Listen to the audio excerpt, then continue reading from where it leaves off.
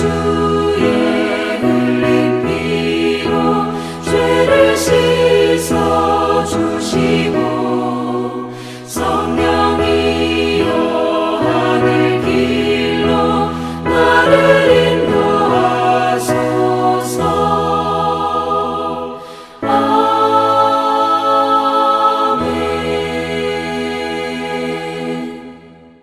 오늘 하나님의 말씀은 예레미야서 48장 1절에서 25절까지 말씀입니다.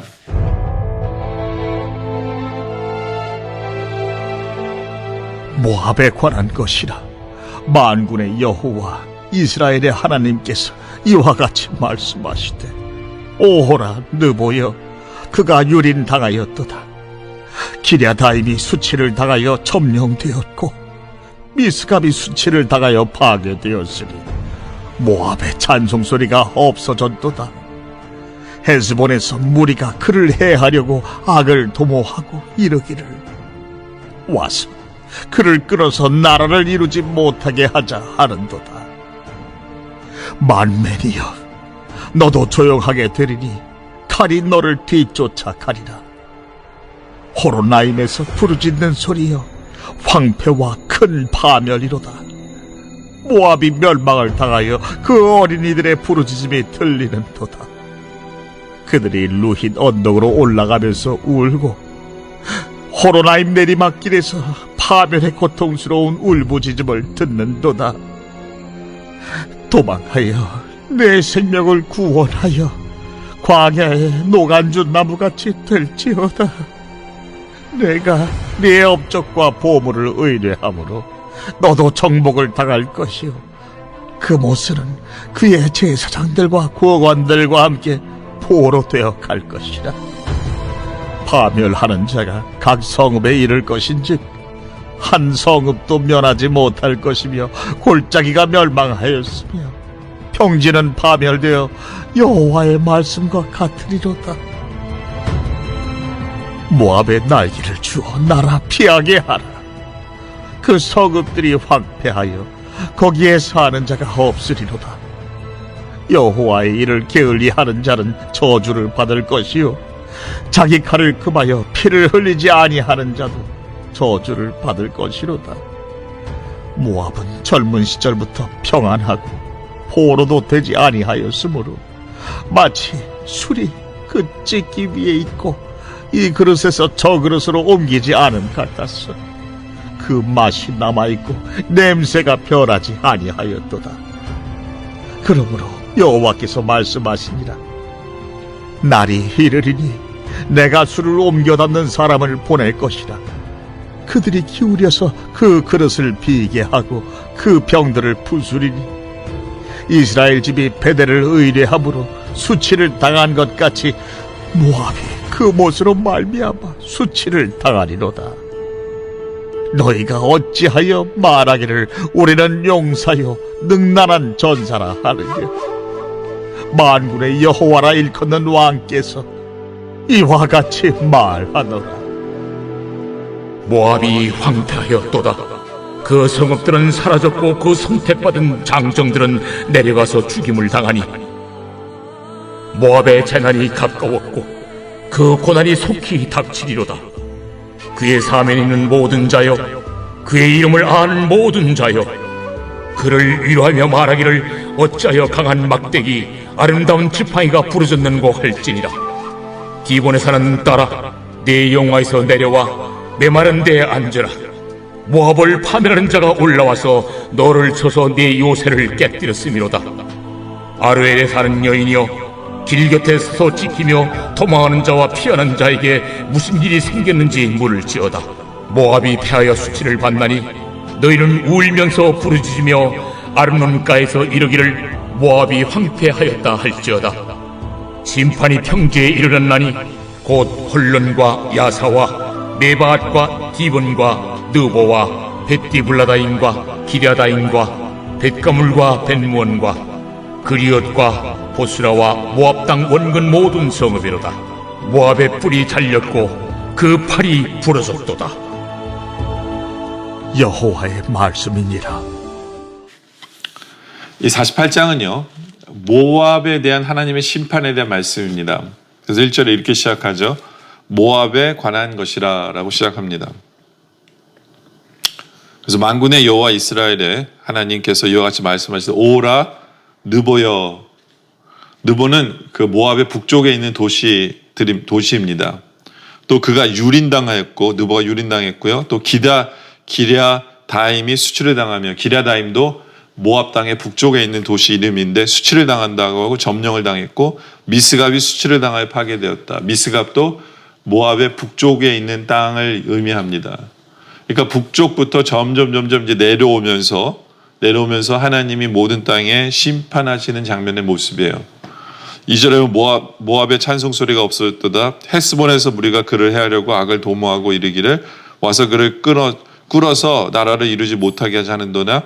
만맨이여. 그래서 만맨도 도시죠. 좀 밑에 도시입니다. 너도 조용하게 되리니 칼이 너를 뒤쫓아가리라. 또 3절에 보면 호로나임에서 부르짖는 소리여 황폐와 큰 파멸이다. 호로나임은 이제 모압 땅의 남쪽 도시입니다. 남쪽 도시들이에요. 그 위에서부터 쫙 하나님의 심판이 임함으로 말미암아 멸망과 황폐와 칼에 엎드려지는 것을 보게 되죠. 그럼 4절에 모압이 멸망을 당하여 그 어린이들이 부르짖음을 들리는도다. 5절에 보면 그들이 루잇 언덕으로 올라가면서 울고 호로나임 내리막길에서 파멸의 고통스러운 울부짖음을 듣는도다 라는 거예요. 그래서 이들이 모든 도시들이 침략을 당하고 괴롭힘을 당하자 결국엔 어떻게 하느냐. 6절에 도망하여 내 생명을 구원하여 광야에 노간주 나무같이 될지어다. 노간주 나무라는 것은 떨기나무 같은 거예요. 광야에서 자라는 척박한 나무 같은 거죠. 근데 이들은 결국에는 광야까지 도망을 갑니다. 왜냐하면요, 모압 땅은요, 경계선이 두 개의 큰 강이 있고 옆에는 사해바다가 가로막혀 있어요. 그 삼면이 물로 가로막혀 있다 보니까 적들이 쳐들어오면 결국에는 이들은 어디로 도망갈 수밖에 없냐면 광야로밖에 도망갈 수 없는 것이 이들의 위치였어요. 그래서 모든 도시들이 점령을 당하자 이들은 광야로 도망을 할 수밖에 없는 그러한 신세가 되어졌어요. 근데 왜 이들은 하나님께서 왜 이 민족을 치시는 걸까요? 왜 그럴까요? 물론 이스라엘의 형제국임에도 불구하고 유다의 형제국임에도 불구하고 유다를 괴롭혔기 때문에 그래요. 근데 그 외에 다른 이유들을 하나님께서 짚고 넘어갑니다. 네. 그게 11절인데요. 11절에 보면 모압은 젊은 시절부터 평안하고 그렇죠. 이 나라는요. 삼면이 바다로 둘러있고 한쪽은 광야이기 때문에 천의 요소예요. 어떤 면에서는 천의 요소입니다. 그러니까 적들이 잘 쳐들어오질 않아요. 네. 그리고 굳건한 성을 가지고 있기 때문에 모압은 참 평화 속에 오랫동안 살았어요. 근데 이게 문제예요. 평화 속에 오래 살다 보면 영적으로 깨어있질 못해요. 이스라엘의 형제국임에도 불구하고 하나님을 알았음에도 불구하고 이들은 하나님을 찾을 생각도 안 해요. 이들은 그냥 그 평안 속에 파묻혀 사는 거죠. 특별히 평안하고 포로도 되지 아니하였으므로 마치 술이 그 찌기 위에 있고 이 그릇에서 저 그릇에 옮겨지지 않은 같이 그 맛이 남아있고 냄새가 변하지 아니하였도다. 이 포도주에 비유를 합니다. 왜냐하면 이 모압 지역은요, 포도가 많이 나오고 포도주를 생산해서 수출하는 것으로 돈을 엄청 번 나라예요. 예. 그러니까 굉장히 잘 사는 모압 땅이에요. 이 포도주를 통해서. 그래서 술에 비유합니다. 뭐냐면 술이 어떤 통에서 이제 술이 되려면 어떻게 합니까? 그 안에서 이제 성숙되어지고 숙성되어지고 할 때가 오랫동안 그 통에서 남잖아요. 통에서 다른 데로 옮겨지지 않잖아요. 그런 것처럼 모압은 오랫동안 평화를 유지하는 나라였다는 거예요. 오랫동안 평화를 유지하는. 그러면서 그들이 돈을 많이 벌고 하면서 그 돈으로서 굉장히 풍요롭게 사는 곳이 모압 땅이에요. 근데 이것이 문제인 거예요. 너무 오랫동안 평안 속에서 나태해지는 것도 문제지만 또 다른 문제는 뭐냐면 돈이 많은 것도 문제예요. 그래서 7절에 뭐라고 말하냐면 내가 내 업적과 보물을 의뢰함으로 라고 써있죠. 이게 이들의 문제인 거죠. 그들은 보물을 의뢰합니다. 자신들의 재산을 의뢰해요. 의뢰한다는 건 믿는다는 거예요. 그걸 의지하는 거죠. 그것이 우상이 된 거예요. 그것을 자랑하고 그걸 교만히 여기는 거예요.